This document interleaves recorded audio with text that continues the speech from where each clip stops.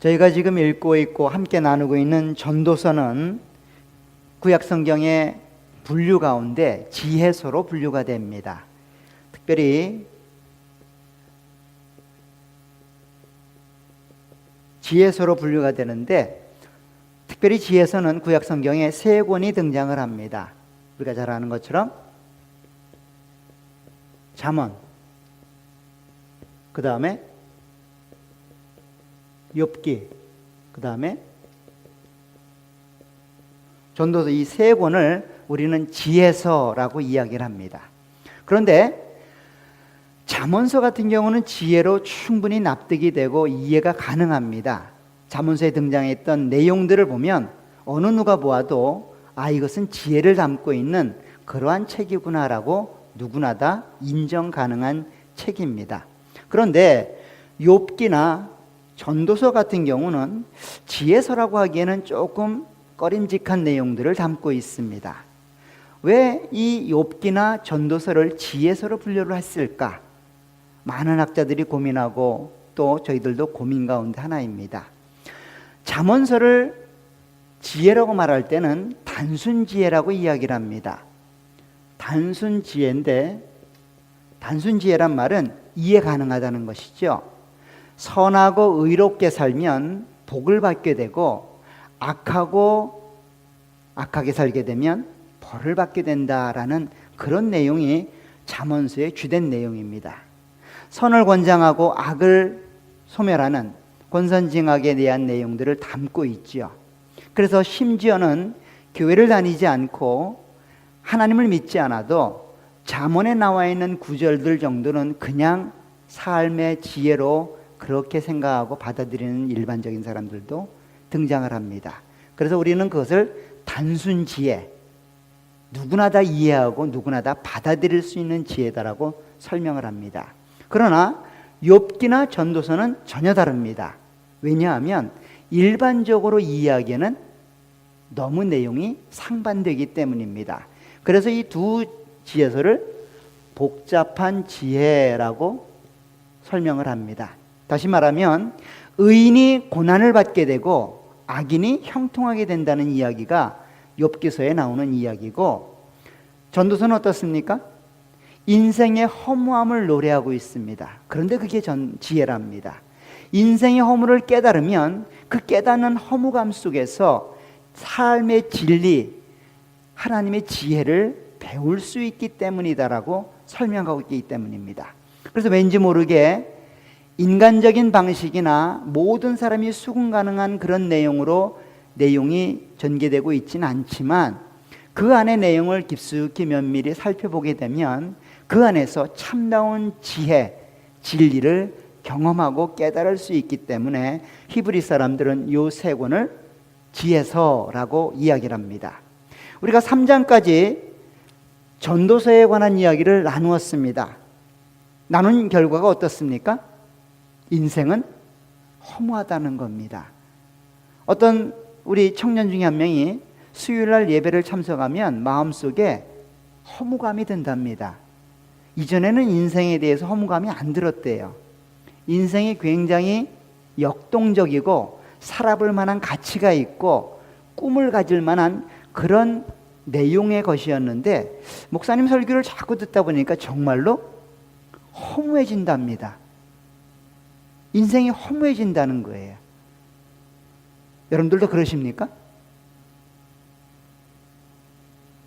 그 허무함을 경험해야만 그 허무함 이면에 있는 지혜, 진리를 깨닫게 됩니다. 오늘도 또 한편의 허무함에 관해서 이야기를 할 겁니다. 그 이야기 속에 허무감이 목적이 아니라 허무감을 경험하고 허무감을 통과한 이후에 갖게 되는 참다운 지혜, 진리를 하나님이 우리 가운데 전달해 주기 위하여 그 허무감을 사용하고 있다는 겁니다. 그냥 넋놓고 있다가는 지혜로 받아들이기가 쉽지 않습니다. 그러나 고민하고 그 삶을 되씹어 보면 그것이 우리에게 참다운 진리구나라고 하는 것들을 알게 되실 겁니다. 오늘은 4장 1절에서 6절 말씀을 통해서 하나님이 지혜라고 말하는 그 지혜의 내용들에 대해서 한번 또 살펴보도록 하겠습니다. 전도서 3장에 들어오면서 전도자는 하나님이 모든 인류의 역사를 가장 아름답고 선하게 인도해 가신다라고 하는 하나의 명제를 발견하게 됩니다. 그 하나님의 일하심은 시작과 끝은 알려지지 않았지만 그 하나님의 일하심에 대한 분명한 내용은 가장 아름답게 그리고 가장 선한 목적으로 계획되어졌고 실행되고 있고 또 완성될 거라는 겁니다. 하나님이 다스리는 그 모든 인류의 역사가 어느 하나도 그 하나님의 손에서 벗어나는 일이 없고 어느 하나도 하나님의 계획에서 벗어나는 일이 없다는 거예요. 심지어는 우리가 일상적으로 일어나는 개인적인 일에도 하나님의 주권적인 섭리와 역사가 미치지 않는 영역이 없다는 겁니다. 심지어는 우리의 자고 일어남까지 하나님의 통제 속에 하나님의 섭리 속에 일어나고 있고 그것이 결과되고 있다는 거예요. 근데 그것이 당연히 일어나는 것이 아니라 가장 선하고 아름답게 계획되어지고 목적되어진다는 겁니다. 그 내용을 3장 11절에서는 이렇게 말하고 있었습니다. 하나님이 모든 것을 지으시되 때를 따라 아름답게 하셨다라고 말합니다. 가장 선하고 아름답게 그렇게 만들어가고 계시다라는 하나님의 고백인 것이죠. 그런데 이렇게 하나님이 주관적으로 주체적으로 그렇게 역동적으로 하나님의 일들을 관리하고 섭리해 가신다고 말씀하시는데 전도자가 일어나는 현상들을 바라볼 때 그 안에서 굉장히 아이러니한 일들을 발견하게 되는 겁니다. 그 첫 번째로 발견했던 것이 하나님의 공의가 실현되고 의로움이 세워져야 할 공간에 악과 불의가 판을 치는 것들을 경험하게 되는 겁니다. 즉 재판 자리에 불의한 모습들이 드러나게 되는 겁니다. 하나님의 선이 나타날 그 자리에 하나님의 선은 온데간데 없고 악이 뿌리 내리고 있는 것들을 경험하게 되는 겁니다. 그게 전도자가 가졌던 풀리지 않는 수수께끼였죠. 그러나 그것은 모두 죄악된 인간 세상의 결과물이었다라는 이야기로 지난 시간 함께 나누었습니다. 오늘 본문도 또 다른 발견을 전도자가 설명하고 있습니다. 오늘 4장 1절을 보면 그와 같이 똑같은 맥락에서 이루어지고 있는 이야기를 이렇게 쓰고 있습니다. 4장 1절에 보면 내가 다시 해 아래서 행하는 모든 학대를 살펴보았다는 겁니다. 내가 다시 살펴보았다는 이야기입니다. 무슨 말인가 하면 하나님이 이루어 오신 그 아름답고 선하고 완벽한 일을 정말로 우리의 일상생활 속에 우리의 삶 가운데 일어나고 있는지를 살펴보았다는 겁니다. 다시 살펴보았다는 거예요. 그 살펴볼 때 기대감이 있었겠죠? 하나님의 공의가 실현될 것이다. 하나님의 선하고 아름다운 일들이 그 내가 살펴보는 영역 속에서 밝히 드러날 것이다라는 그런 기대 속에 한 가지 주제를 가지고 살펴봤는데 그 주제가 뭐라는 겁니까? 학대라는 거예요. 그렇죠? 오늘 본문은 그렇게 되었습니다. 학대를 살펴보았다라고 말합니다. 그런데 학대를 살펴본 결과 전도자는 깜짝 놀라고 만 거예요. 그 놀란 내용이 뭡니까? 이어지고 있습니다. 보라, 학대받는 자들의 눈물이로다. 자, 여기서 보라 이 말은 그냥 봐주세요 이게 아니라 강조법입니다. 짜잔, 주의하라 이런 뜻이에요. 그 주의하고 내가 앞으로에 쓸 내용들을 강조하는 내용입니다. 근데 그 강조해서 쓴 말이 뭡니까? 학대받는 자들의 눈물을 자기가 보았다는 거예요. 학대받는 자들의 눈물을 보았는데 그것 때문에 놀란 게 아니라 사실은 그 눈물을 흘리고 학대받는 자들을 위로할 자가 없다는 것 때문에 놀랍니다. 자, 1절 하반절에 보면 계속됩니다. 그들에게 위로자가 없도다. 그들을 학대하는 자들의 손에는 권세가 있으나 그들에게는 위로자가 없다. 위로자가 없다는 사실 때문에 지금 전도자는 놀라는 겁니다. 왜 놀랐을까요? 자기가 고백하기를 하나님이 때를 따라 아름답게 일들을 완성시켜 가신다라고, 지금도 일하고 계신다라고 그렇게 보고 그렇게 알고 있었는데, 실제로 인간의 세상사에서 일어나는 일들, 특별히 학대받는 사람들을 보니까 끝까지 그들을 도와주는 사람이 없다는 거예요. 억울한 일을 당하고 불의한 일을 경험하고 있음에도 불구하고 그들을 도와주는 사람이, 그들을 억울함을 풀어주는 사람이 없다는 겁니다.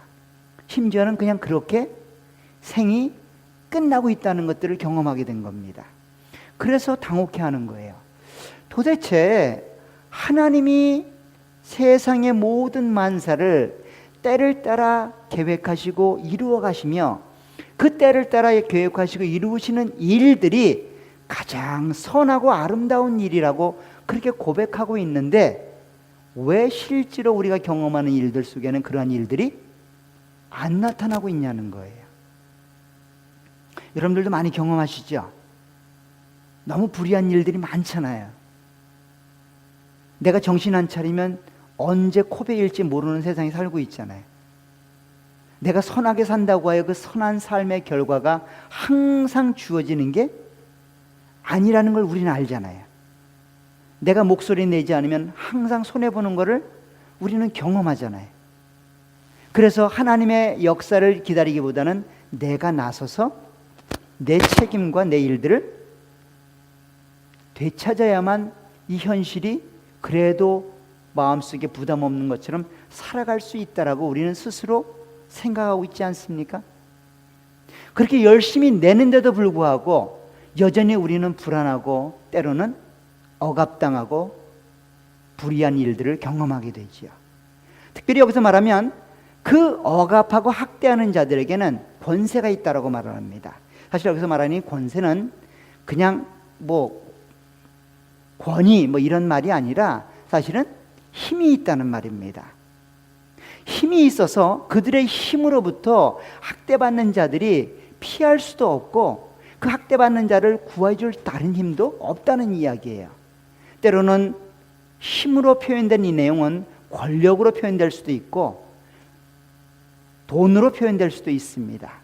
이처럼 세상 가운데 만나는 크고 작은 많은 일들을 경험하다 보면 우리는 이 세상이 불합리하다, 불의하다라고 결론 지을 수밖에 없다는 겁니다. 오늘 전도자가 결론을 내리는 것처럼 하나님이 선하고 아름답게 일들을 만들어 가지만 실제로 경험하는 일들은 너무 상반된 일들이라는 거예요. 너무 이해가 불가능한 일들이라는 거예요. 여러분들이 경험하는 것처럼요. 그래서 전도자는 이야기합니다. 이 땅을 사는 건 참으로 불행한 일이구나. 차라리 빨리 죽는 게 복되다라고 이야기를 합니다. 오늘 2절을 보면 이렇게 되어 있습니다. 그러므로 뭡니까? 학대받는 자를 위로한 자가 없는 이런 불의한 세상을 사는 것을 경험한 우리는 나는 아직 살아있는 산 자들보다 죽은 지 오래 죽은 자들이 더 복되다 하였다라고 말합니다. 전도자가 고백하는 겁니다. 이 땅을 살고 있는 우리는 불쌍하다는 거예요. 너나 할 것 없이 지비고화를 막론하고 건강 유무를 상관없이 부귀에 귀천에 상관없이 이 땅에 살고 있는 모든 자들은 죽은 자들보다 못하다는 겁니다. 말이 아니죠, 그죠?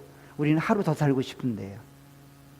우리는 더 오래 살고 싶은데 전도자가 면밀히 하나님의 역사를 경험하고 그 일들을 공부한 결과 죽은 자가 산 자보다 더 복되다는 겁니다. 그것도 그럴 것이 아마도 이런 불의한 일들을 계속해서 경험하게 되면 우리는 죽음을 갈망할지도 모르겠습니다. 어쩌면 적당히 고난받고 적당히 내가 일한 만큼 얻기 때문에 그래도 세상은 살만하다라고 우리는 느낄 수 있을지 모르겠어요.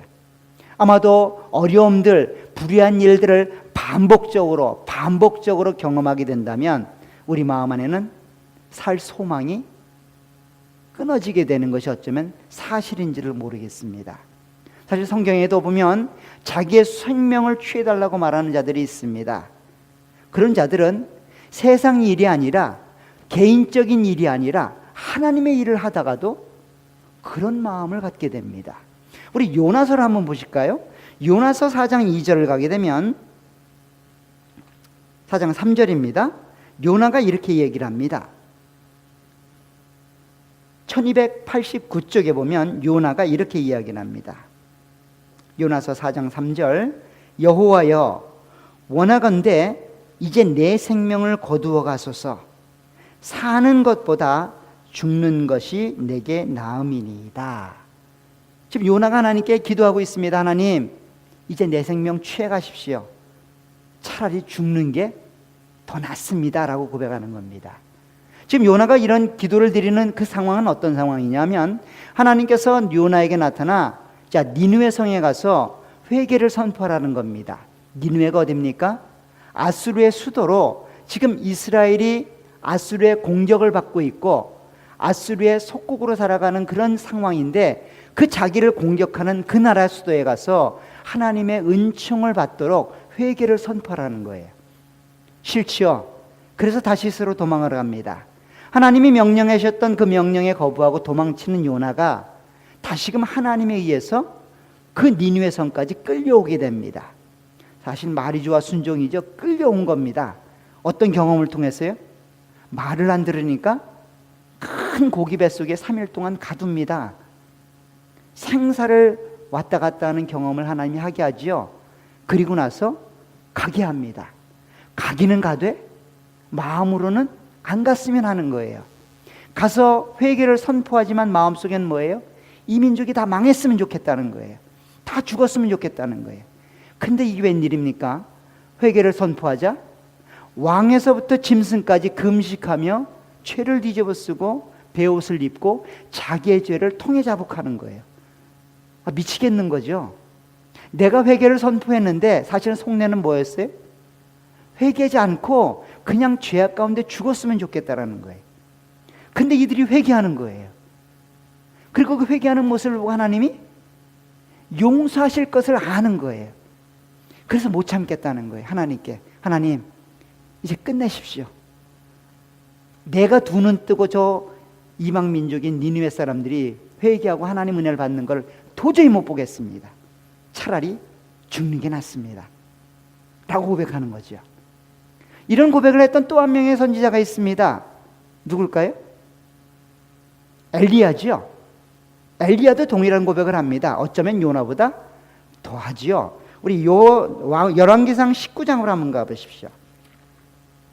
열왕기상 19장에 가게 되면 엘리야가 이렇게 고백을 합니다. 19장 4절. 열왕기상 19장 4절에 보면 엘리야가 이렇게 고백을 합니다. 자기 자신은 광야로 들어가 하룻길쯤 가서 한 로뎀나무 아래에 앉아서 자기가 죽기를 원하여 이르되 여호와여 넉넉하오니 지금 내 생명을 거두시옵소서 나는 내 조상들보다 낫지 못하니이다 라고 말합니다. 지금 엘리야는 하나님을 향해서 하나님 이제 내 생명 거두어 주시길 바랍니다. 이제 더 이상 못하겠습니다 이런 말이에요. 사실 이때가 어떤 때냐면 조금 전만 해도 갈멜산에서 위대한 승리를 경험했던 엘리야입니다. 아세라와 바알 선지자 850명과 영적 싸움에서 승리했어요. 그 850명의 그 이방 선지자들이 다 죽임을 당했다고요. 이제 하나님의 역사가 하나님의 공의가 하나님의 은총이 이 이스라엘 땅 안에 이제 내려지게 될 것이다라고 생각합니다. 백성들도 다 회개하는 마음으로 돌아왔어요. 그런데 이게 웬일입니까? 그 영적 주도권을 잡고 있었던 이세벨은 더 악랄해졌습니다. 이제 엘리야를 죽이지 않고는 못 베기게 된 것입니다. 그래서 엘리야가 도망자 신세가 또 되는 거예요. 아니 하나님 그렇게 하나님의 역사를 이루어서 3년 6개월간 기근이 왔고 또 그 마지막에 하나님의 임재와 하나님의 능광을 드러내 많은 백성이 돌아오는 역사를 경험했는데 아직도 아니란 말입니까? 아직도 하나님의 은혜가 더 기다려야 된단 말입니까? 그렇다면 저는 이제 죽겠습니다. 끝내십시다. 다른 사람으로 하든지 뭐든지 나는 이제 모르겠습니다. 내 생명 취하여 가십시오 라고 말하는 거예요. 어쩌면 우리는 하나님의 일을 하면서도 우리 마음 안에 내 의도와 내 생각과 맞지 않으면 그런 실족하는 마음이 생깁니다. 내 계획대로 일이 되지 않으면 우리는 실족하게 됩니다. 그런데 내 인생의 내 개인적인 일들이 그렇게 낭망되고 좌절되고 그렇게 불의한 일들을 당하게 되면 얼마나 더 죽고 싶을까요? 아마도 오늘 전도자가 이야기했던 차라리 죽는 자, 죽음에 맛본 자들이 더 복되다고 하는 말이 맞을 겁니다. 그런데 전도자는 죽은 자가 복되다라고 말하면서 한 단계 더 나가서 이렇게 말을 합니다. 오늘 3절을 보게 되면 이렇게 말합니다. 이 둘보다도, 전도서 4장 3절입니다. 이 둘은 누굽니까?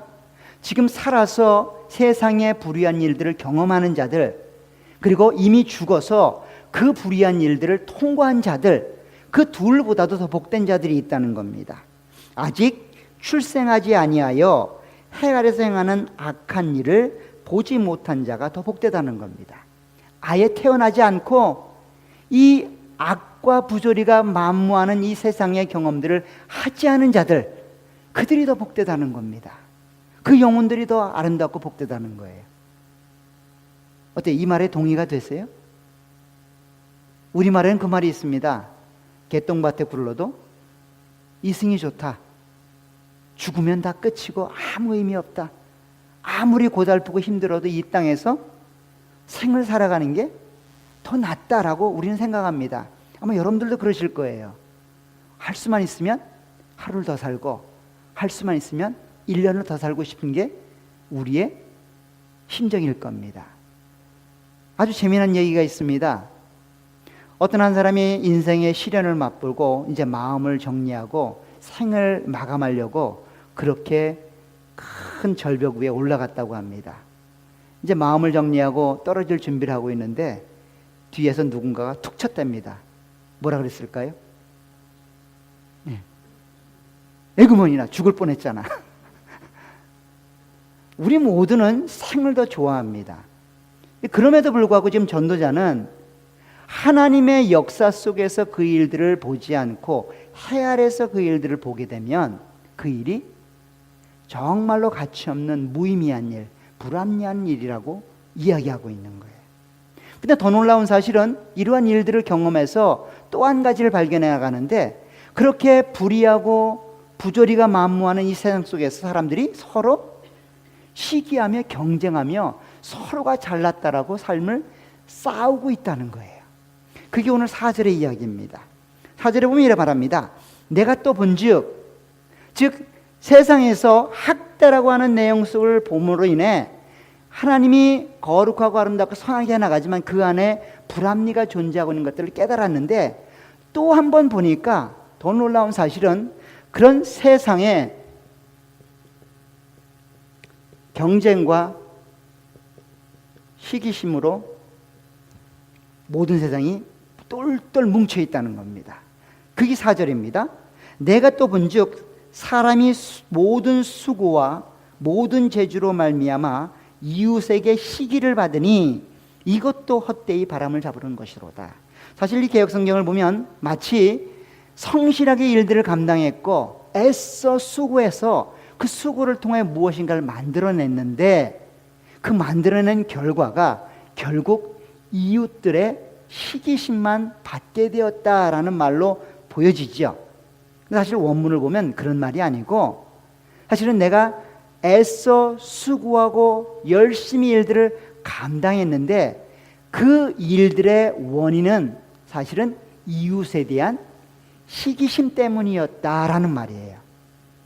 결국 애쓰는 이유가 뭡니까? 이웃과 경쟁하기 위함이랍니다. 열심히 내 재주를 개발하고 그 재주를 활용하는 이유가 뭐예요? 이웃보다 더 위에 올라가기 위함이라는 거예요. 이웃보다 더 나아지려는 모습이 내 안에 뿌리가 되어져서 그것이 열매를 거둔 게 내 일의 결과라는 거예요. 사실 어쩌보면 이 해석이 맞을 수도 있습니다. 그런 내 이기심과 시기심을 통하여 그렇게 내가 열심히 일을 했고 열심히 쌓아 올려놨더니 또 그것이 다른 사람에게는 또 다른 이기심과 시기심과 경쟁심을 불러일으키는 결과를 가져오게 되었다는 겁니다. 결국 뭐라는 거예요? 이 세상은 서로 싸우고 있다는 거예요. 누가 잘났냐는 식으로.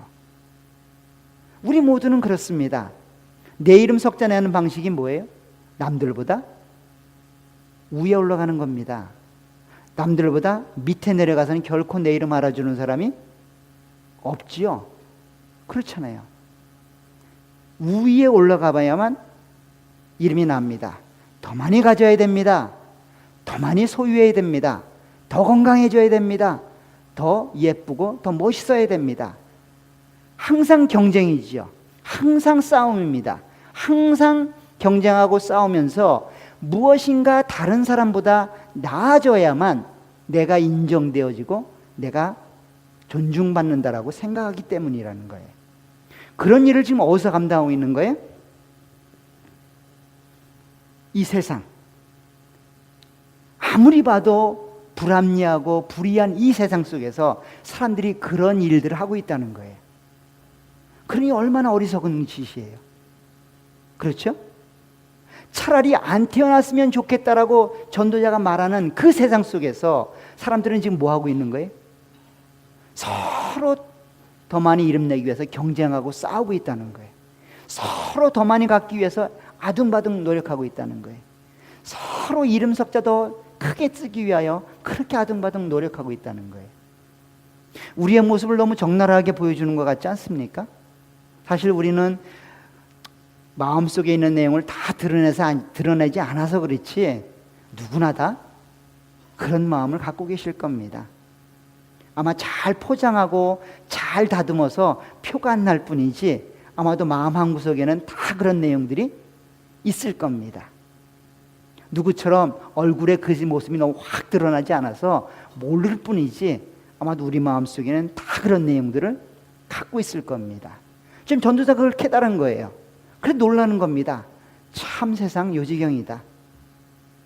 내가 발견한 세상의 모순 속에서 그 삶을 살아가고 있는 어리석은 자들을 보니 참으로 안타깝고 답답하다는 겁니다. 그래서 이런 이야기를 합니다. 5절에 보면 우매자는 팔짱을 끼고 있으면서 자기 몸만 축낸다라고 말합니다. 사실 이런 세상의 불합리함과 안타까움을 경험하게 되면 두 가지의 반응이 나타나게 됩니다. 먼저는 긍정적인 반응이고 하나는 부정적인 반응일 겁니다. 부정적인 반응은 뭘까요?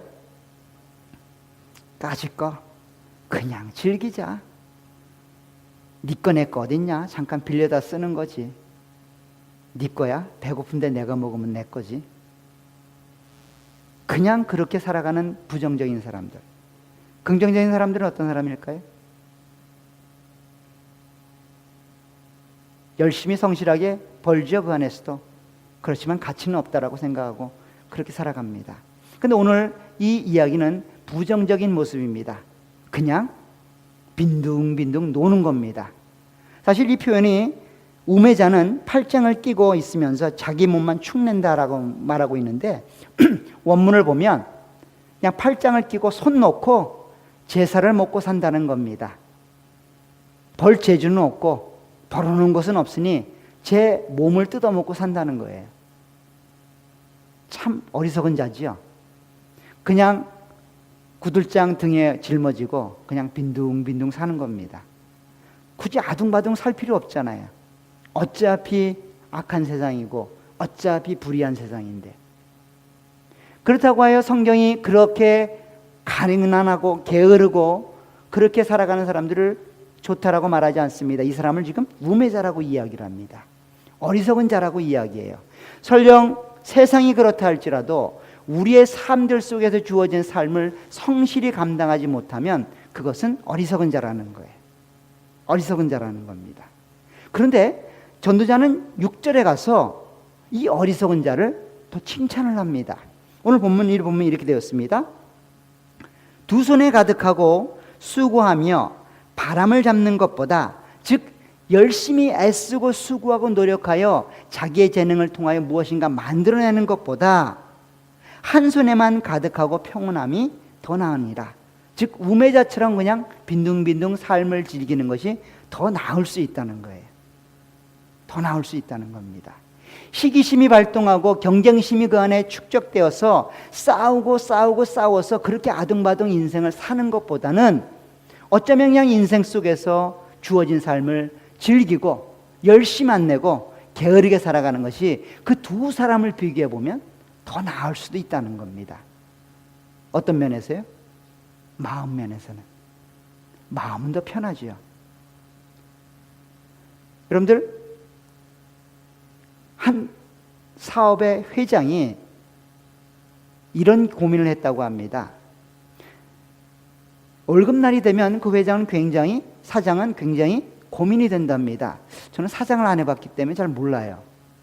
매달 월급날만 되면 한 열흘 전부터 잠을 못 잔답니다. 물론 돈이 많은 회사는 상관이 없겠지만 돈이 없는 회사 같은 경우는 직원들 월급을 줘야 되기 때문에 이게 참 잠을 잘 수 없답니다. 근데 그날도 열심히 돈을 메꾸기 위해서 노력하는데 아마도 봄날이었는 모양이에요. 봄날 창문을 열고 저 밑에 보니까 한 거지가 그 따뜻한 태양 밑에서 낮잠을 자고 있는 거예요. 얼마나 평온해 보이는지 모른답니다. 그래서 야, 저놈은 참 평온하다. 얼마나 복이 있으면 저렇게 평온할까. 그렇죠? 거지는 마음에 부담이 없습니다. 있으면 먹고 없으면 안 먹으면 되니까요. 근데 부자는 어떻게 해야 돼요? 있어도 마음에 평안함이 없죠. 왜냐하면 쌓아놓은 곡간의 곡식이 줄어들기 때문입니다. 지금 전도자가 말하는 것은 두 손으로 아무리 아둥바둥 경쟁하여 쌓아 올린다 할지라도 그 안에 평안함이 없다는 거예요. 차라리 인생 그냥 주어진 환경 속에서 그렇게 살아가는 것이 어쩌면 더 마음의 평안함을 누릴 수 있기 때문에 그 사람이 더 복되다는 겁니다. 이것이 전도자가 발견한 또 다른 아이러니입니다. 하나님이 세상을 가장 선하고 아름답게 계획하시고 가장 선하고 아름답게 목적하셔서 그렇게 만들어가는 과정 속에 인간들이 경험하는 그러한 일들입니다. 그렇기 때문에 이 모든 일들이 헛되다는 거예요. 헛되다는 겁니다. 그런데 왜 이 내용이 우리들에게 지혜가 될까요? 왜 이런 내용이 우리 가운데 지혜로 다가오게 될까요? 잘 보시기 바랍니다.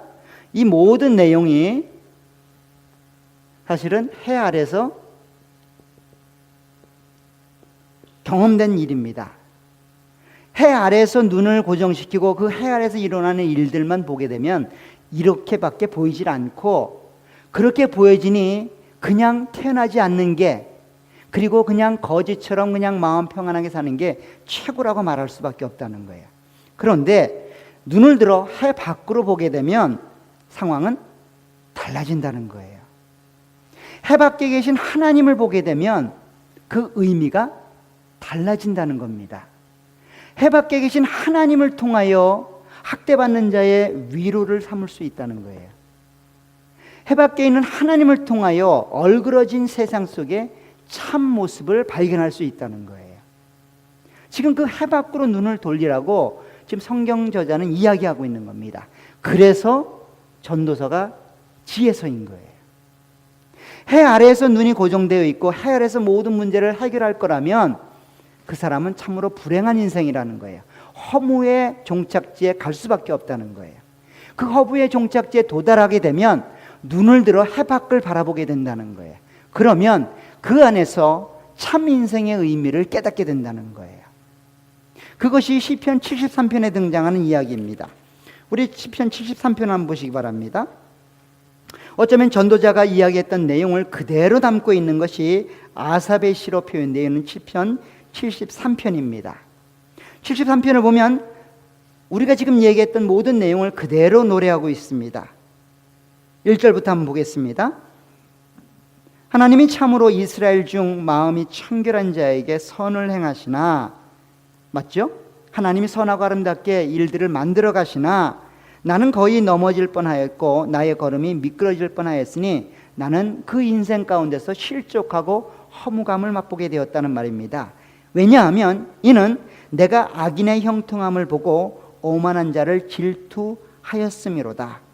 그 악인들은 죽을 때에도 고통이 없고 그 힘이 강건하며 사람들이 당하는 고난이 그들에게는 없고 사람들이 당하는 재앙도 그들에게는 없나니 그러므로 교만이 그들의 목걸이요 강포가 그들의 옷이며 살찜으로 그들의 눈이 솟아나며 그들의 소득은 마음의 소원보다 많으며 그들은 능욕하며 악하게 말하며 높은 데서 거만하게 말하며 그들의 입은 하늘에 두고 그들의 혀는 땅에 두루 다니도다. 그러므로 그의 백성이 이리로 돌아와서 잔에 가득한 물을 다 마시며 말하기를 하나님이 어찌하랴 지존자에게 지식이 있으랴 하는도다. 차라리 죽는 게 낫다라고 이야기하는 겁니다. 지금 하나님이 내 사정을 알려주시랴, 하나님이 우리의 속내까지 알으랴 라는 그런 말입니다. 12절에 볼지어다 이들은 악인들이라도 항상 평안하고 재물은 더욱 불어나도다. 내가 내 마음을 깨끗하게 하며 내 손을 씻어 무죄하다 한 것이 실로 헛되도다. 나는 종일 재난을 당하며 아침마다 징벌을 받았도다. 내가 만일 스스로 이르기를 내가 그들처럼 말하리라 하였더라면 나는 주의 아들들의 세대에 대하여 악행을 행하였으리이다. 내가 어쩌면 아이를 낳을까 하여 생각한즉 그것이 내게 심한 고통이 되었다라고 말합니다. 지금 전도자가 고민하는 그 내용을 그대로 고민하고 있는 겁니다. 그러죠? 불합리하죠?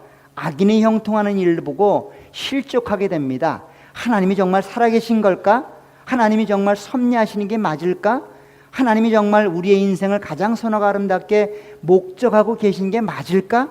이대로 가다가 나 인생 그냥 끝나버리는 거 아니야? 내 인생 그냥 이렇게 이름도 없이 빛도 없이 아무 의미 없이 사라져버리는 거 아니야? 라고 그런 고민과 갈등을 지금 시편 기자가 그대로 하고 있는 겁니다. 그런데 그가 답을 어디서 얻습니까? 16절에 보면 하나님의 성수에 들어갈 때에야 그들의 종말을 내가 깨달았다라고 말합니다. 그 세상의 모든 일들이, 해 아래에서 일어나는 모든 일들이 성소, 해 밖에 있는 하나님을 바라보게 되자 깨달아지게 되었다는 겁니다. 18절에 보면 주께서 참으로 그들을 미끄러운 곳에 두시며 파멸에 던지시니 그들이 어찌하여 그리 갑자기 황폐되었는가 놀랄 정도로 그들은 전멸하였나이다. 주여 사람이 깬 후에는 꿈을 무시함같이 주께서 깨신 후에는 그들의 형상을 멸시하시리이다. 내 마음이 산란하며 내 양심이 찔렸나이다. 내가 이같이 우매무지함으로 주 앞에 짐승이오나 내가 항상 주와 함께하니 주께서 내 오른손을 붙드셨나이다. 주의 교훈으로 나를 인도하시고 후에는 영광으로 나를 영접하시리니 하늘에서는 주 외에 누가 내게 있으리요 땅에서는 주밖에 내가 사모할 리 없나이다. 내 육체와 마음은 쇠약하나 하나님은 내 마음의 반석이시오 영원한 분깃이시라.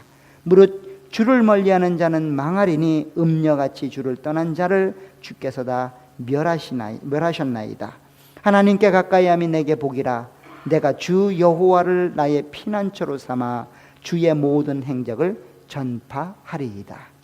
결국 해 밖에 있는 하나님을 통하여 이 시편 기자는 답을 얻었습니다. 전도자도 마찬가지입니다. 해 아래에서 일어나는 이 불의한 일들의 답은 오직 하나님께 있다는 것들을 말하고 있는 겁니다. 허무감 이면에 있는 허무감을 만들어내신 하나님은 그 허무감을 통하여 우리가 하나님을 만나게 하기 위함이라는 거예요. 그래서 전도서가 지혜서라는 겁니다. 여러분들이 실패를 거듭하고 때로는 억울한 일을 당하는 것은 그러한 실패와 억울한 일을 통하여 이 땅에 소망이 없음을 알려주는 거예요. 소망이 없기 때문에 해 위에 계신, 해 밖에 계신 하나님께 소망을 두는 것이 인생의 참다운 복이라고 이야기합니다. 그분께 가까이 하는 것이 여러분들에게 참다운 복이라고 이야기합니다. 경쟁함의 이 땅에서 여러분들 이름 석자가 드러나는 게 복이 아니고 설령 이 땅에서는 이름 없는 자처럼 살아가고 많은 자들에게 학대를 받아 눈물을 흘린다 할지라도 여러분 안에 하나님이 계시다면, 그 하나님을 위로자로 삼으신다면, 그 하나님이 여러분들의 유일한 피난처가 되신다면 그 인생은 복되고 아름다운 인생이라는 겁니다. 그 어느 인생보다도 참으로 복되고 아름다운 인생을 살게 될 것이다 라고 이야기하는 것입니다. 그래서 지금 전도자가 이야기하는 거예요. 어쩌면 인생 가운데 크고 작은 많은 일들을 하나님이 여러분들 앞에 내려주실 겁니다. 그 목적이 뭐라고요? 여러분들로 하여금 하나님께 눈을 들게 하기 위함입니다. 어쩌면 인생의 가장 힘들고 어려운 시간을 여러분들이 통과하실지 모르겠어요. 하는 일마다 안 됩니다. 만나는 사람마다 나를 등쳐먹으려고 합니다. 어렵고 힘든 일들이 첩첩산중처럼 다가옵니다. 어쩌면 그때가 하나님을 만나실 가장 좋은 기회입니다. 하나님을 기억하시길 주의 이름으로 부탁을 드립니다. 그 하나님으로 여러분들의 피난처를 삼으시고 그 하나님께 가까이 가려고 노력하신다면 현실 속에서 만나는 크고 작은 많은 일들, 때로는 여러분들의 한숨을 자아내고 이대로 살 수 있을까 하는 낭망된 마음 속에서 참다운 소망을 보시게 될 겁니다. 참다운 인생의 의미들을 발견하시게 될 겁니다. 참다운 하나님을 만나시게 될 겁니다. 그 하나님을 만나게 된다면 여러분의 인생은 그 어떤 인생보다 가장 귀하고 아름답고 승리하는 인생이 되실 겁니다. 그 하나님을 만나시길 간절히 부탁을 드립니다. 세상 가운데 크고 작은 많은 일들로 좌절하고 낭망할 수 있습니다. 그러나 그 좌절과 낭망에 쓰러져 계지 마시고 눈을 들어 하나님을 보시길 바랍니다. 힘들고 어려운 일을 만날 때 그 힘들고 어려운 일 이면에 계신 하나님을 기억하시길 주의 이름으로 부탁을 드립니다. 때로는 우리의 개인의 인생 속에서, 우리의 가정 삶 속에서, 또 내가 처한 환경과 조건 속에서 그렇게 하나님이 이해되지 않고 하나님을 만나기 어려운 상황으로 가실 수도 있을 겁니다. 그럴 때 눈을 들어 하나님을 보시기를 부탁을 드립니다. 힘들고 어려운 영혼들을 위해서 함께 기도해 주시고 여러분들이 그 하나님을 만남으로, 그 하나님께 피난처를 삼음으로 오늘 시편자 기자가 고백했던 것처럼 주께 하나님께 가까이 함이 내게 복이라 라고 하는 고백이 여러분들에게 있기를 간절히 부탁을 드립니다. 기도하도록 하겠습니다. 하나님 아버지, 주의 은혜 완충을 감사합니다. 하나님께 가까이 함이 내게 복이라고 고백되어지게 도와주옵소서. 그래서 그 하나님으로 내 기쁨의 근원을 삼고 그 하나님 한 분만으로 자족하는 삶을 살아가며 그 하나님 한 분만으로 내 위로가 될 수 있도록 은혜로 함께 해주시길 원합니다. 이제 하나님 허락하신 생이 경쟁과 싸움의 연속이 아니라 하나님을 드러내고 하나님을 만나며 하나님의 공의를 실현하는 그 안에서 기쁨을 누리는 참다운 아름다운 삶임을 기억하여 끝까지 그 일들을 감당해 나가는 저희들이 될 수 있도록 은혜로 함께 해 주옵소서. 우리의 가정이 그와 같길 소원합니다. 우리의 교회가 그와 같길 소원합니다. 하나님 도와주시고 함께 해주시길 원합니다. 특별히 부탁하고 기도하는 것은 하나님 너무도 고생이 심하고 너무도 중첩되어 나타나는 인생의 어려움들을 하나님께서 해결하여 주시고 은혜를 베풀어 주셔서 끝까지 인내하며 그 주님의 나라를 바라보며 걸어갈 수 있도록 은혜로 함께 해 주옵소서. 예수님의 이름으로 기도하옵나이다. 아멘.